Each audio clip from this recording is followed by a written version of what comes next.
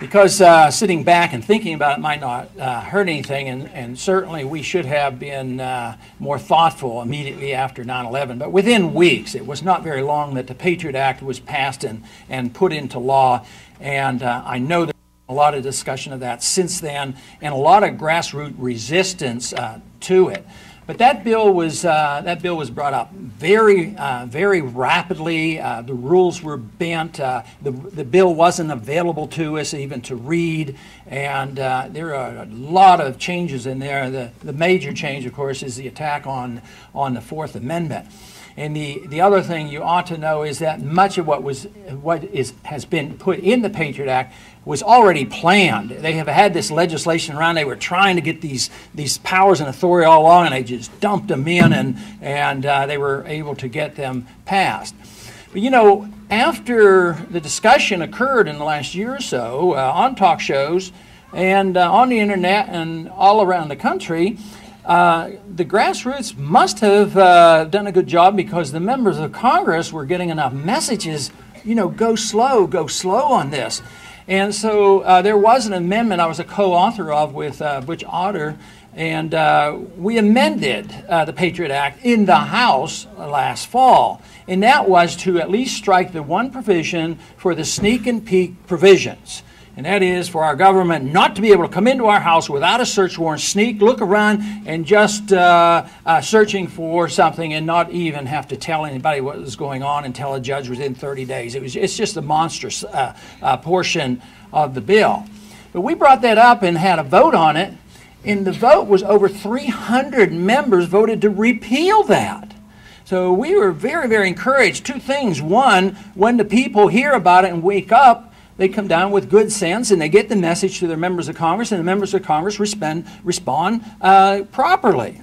But the bad thing about it is when that bill got into conference, it was just quietly removed. So it did not become the law of the land. So the establishment got to keep it in, and the people who worked so hard and got their members of Congress to vote the right way, we lost. Not only did we lose on weakening the Patriot Act, when we had the Intelligence Appropriation Bill, which is the CIA money, which is very secretive, which in a truly free and open society we wouldn't have. And we're not even sure how much money it is and where it goes. It's over $40 billion. Well, inside that bill was a provision to introduce part of Patriot Act number 2. And lo and behold, that got passed and signed into law.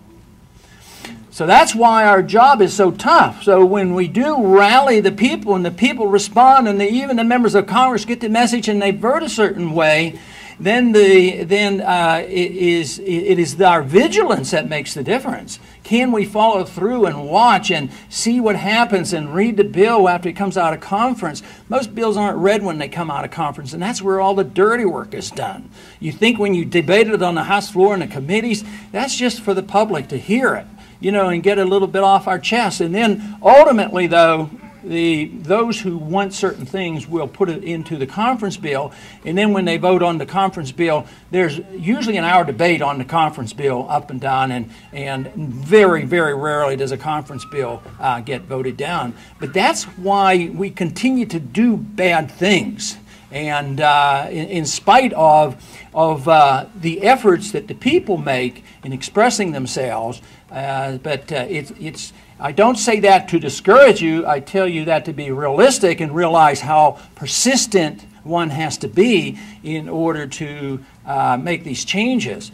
And let me tell you, your efforts and your messages and your talking in your organizations like this have an effect, because that's where a lot of individuals in Washington get their information. And they're not usually as philosophically concerned. What they are is they like their job, and they will, which is a half a good. You'd wish they were very, very philosophically and very committed and very much in our camp. But in the other sense is, if we express ourselves, which is the usual way it happens, is when the people express themselves that the Congress will respond, and if that is the case, that is very good. So that means that our efforts will have an effect. So you can't be too discouraged by saying, boy, I just sort of wished he was an automatic and, you know, he knows what it is. It means that our job is worthwhile, and you have to continue with this effort. Also, in the area of sovereignty, and this is gets a little bit closer to the United Nations, and that has to do with legislation that we passed in October of 2002. And that was the legislation that transferred congressional authority to the president to go to war. And this piece of legislation I was strongly opposed to.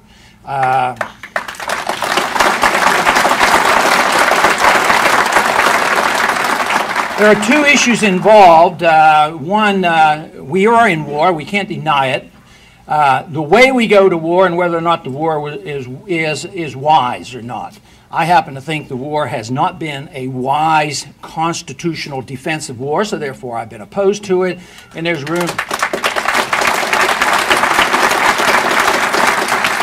But the other side of the coin is, how do you do it? Now, this is one thing that the founders were very, very clear on, is that we as a people would only go to war when the people's opinions were expressed through the members of Congress.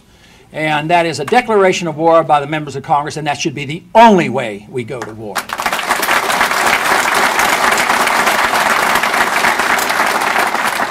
Now, if you think about it, there's a bad record since we quit doing it. We quit declaring war in 1941. We haven't declared it since.